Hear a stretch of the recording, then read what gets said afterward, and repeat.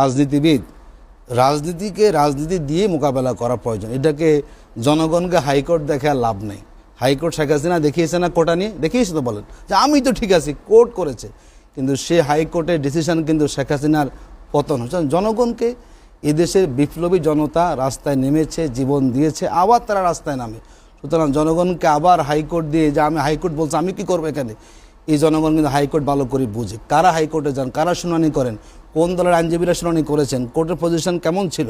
এবং আমরা শুনলাম, যদি আমি নিজেও সুপ্রিম কোর্টে আছি, মানে যেই বিচারপতি দুর্ভাগ্য হচ্ছে যিনি নিয়োগ পেয়েছেন এই ইন্টারিম গভর্নমেন্টের আমলে, তিনি কিন্তু রুলটা দিয়েছেন। কোথায় যাবো বলেন আমরা সেখানে? তিনি বলছেন কেন অবৈধ। আপনি যে চেয়ারে বসেছেন মাননীয় বিচারপতি, আপনি কীভাবে বসেছেন, আপনার বসার জায়গা সেখানে সঠিক হলো না, আমি দৌড়েইনি কথার কথা সেখানে।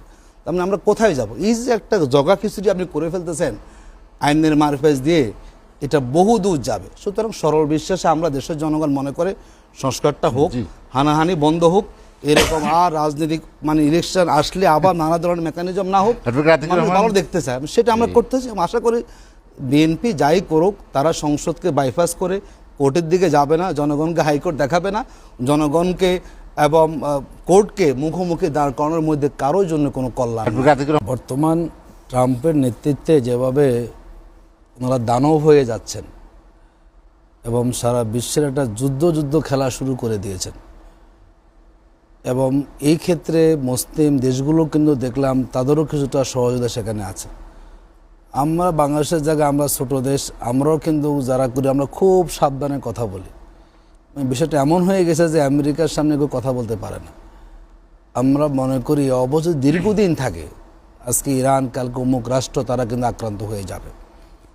এই যে একটা রাষ্ট্রে খুব আমরা মানে, যেহেতু আমরা আইন নিয়ে পড়াশোনা করি, দেশে অনেক মানে আন্তর্জাতিক আইন আছে, বিধি আছে, কতগুলো দিক আছে, এবং যেই রাষ্ট্রগুলো এগুলো প্রণয়ন করেন এবং যারা আমাদেরকে বাধ্য করেন, দাদাগিরি করেন, তোমরা এগুলো মানো না কেন, তারাই যখন মানবাধিকার লঙ্ঘন করেন।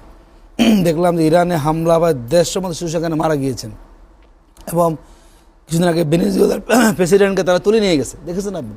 এই যে একটা অবস্থান বিশ্বের মোড়লদের, এই মোড়ালিপনা বন্ধ করতে না পারলে পৃথিবীর সকল দেশকে কিন্তু কোনো না কোনোভাবেই কিন্তু তাকে ভুক্তভোগী হতে হবে।